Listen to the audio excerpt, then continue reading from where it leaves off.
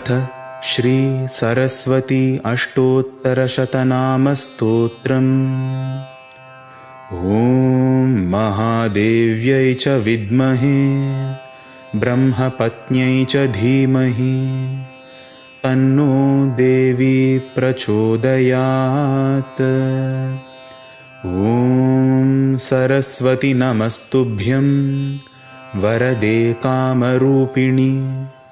विद्यारम्भं करिष्यामि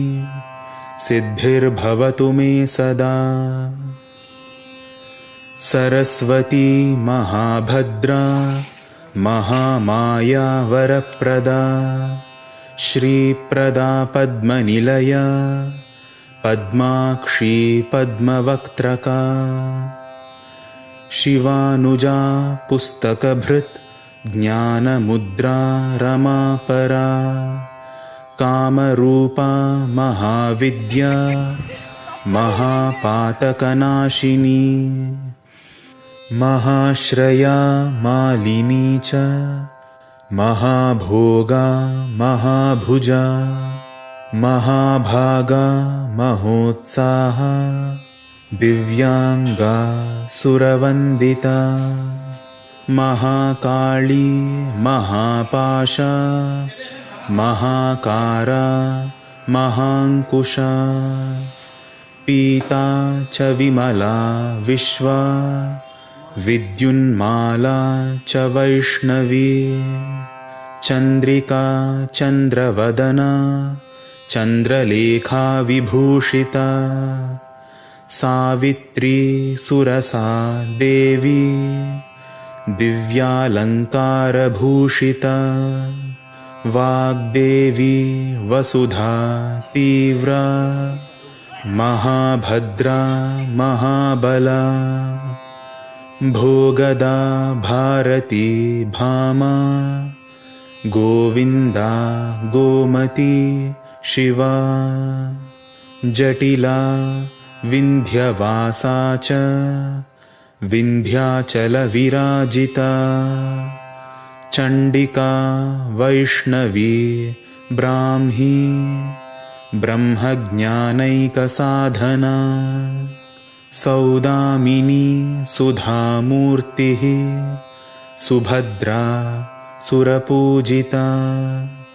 सुवासिनी सुनासा च विनिद्रा पद्मलोचना विद्यारूपा विशालाक्षी ब्रह्मजाया महाफला त्रयीमूर्तिः त्रिकालज्ञा त्रिगुणा शास्त्ररूपिणी शुम्भासुरप्रमथिनी शुभदा च स्वरात्मिका रक्तबीजनिहन्त्री च चामुण्डा चाम्बिका तथा मुण्डकायप्रहरणा धूम्रलोचनमर्दना सर्वदेवस्तुता सौम्या सुरासुरनमस्कृता कालरात्रिकलाधारा रूपसौभाग्यदायिनी वाग्देवी च वरारोहा वाराही वारिजासना चित्राम्बरा चित्रगन्धा चित्रमाल्यविभूषिता कान्ता कामप्रदा वन्द्या विद्याधरसुपूजिता श्वेतानना